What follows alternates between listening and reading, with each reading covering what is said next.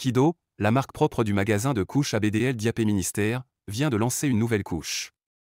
En jetant un coup d'œil à la page produit de la Kido Play Team, beaucoup d'entre vous ont ouvert de grands yeux. Le paquet coûterait 40 €.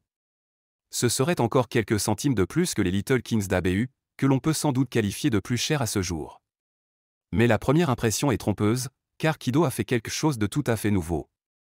L'énorme paquet contient 20 couches et a assuré son titre de plus grand paquet à ABDL. Pour la plupart, 10 à 12 unités sont courantes.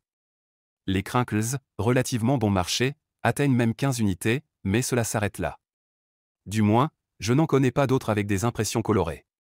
Il n'y a que pour les couches médicales que l'on trouve des paquets plus grands, mais ils sont en général aussi plus fins et donc difficilement comparables. Pour les couches ABDL, la tendance va même, malheureusement, dans l'autre sens. Dans le dernier épisode 26 des nouvelles couches, je vous ai présenté la Rearomutsu Purfection. Elle ne contient plus que 8 pièces, alors que ce fabricant était jusqu'à présent connu pour ses paquets relativement grands, avec normalement 12 couches. Le prix du paquet semble d'abord modéré, mais avec seulement 8 pièces, une couche coûte 3,49 €.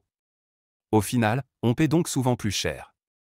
C'est une tendance générale d'augmenter les prix de manière aussi cachée que possible en utilisant des paquets plus petits, même en dehors de la scène ABDL. Je trouve donc juste et bon pour nous, la communauté ABDL, que Kido fasse plutôt le contraire. Grâce au grand paquet de 20 pièces, chaque couche ne coûte plus que 2 €. C'est un prix très intéressant si l'on considère ce qui doit être offert en échange.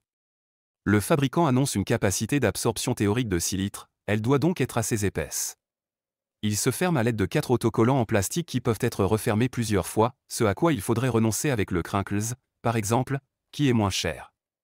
Malgré le prix, on n'a pas renoncé à l'impression de la couche complète. Il ne manque qu'un indicateur d'humidité, mais je pense que cela ne devrait pas poser de problème à la plupart des gens. Du moins pour ceux qui portent volontairement des couches.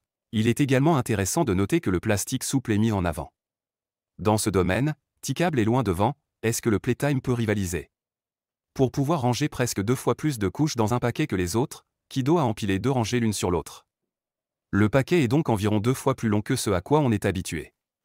Visuellement, on a de nouveau suivi la tendance qui, depuis quelque temps, imprime également les paquets. Le Kido Playtime est déjà disponible. Je suis très curieux de voir comment elle se comporte dans le test pratique. Quelles sont tes impressions? N'hésite pas à me le dire dans les commentaires. Restez au sec jusqu'à la prochaine vidéo.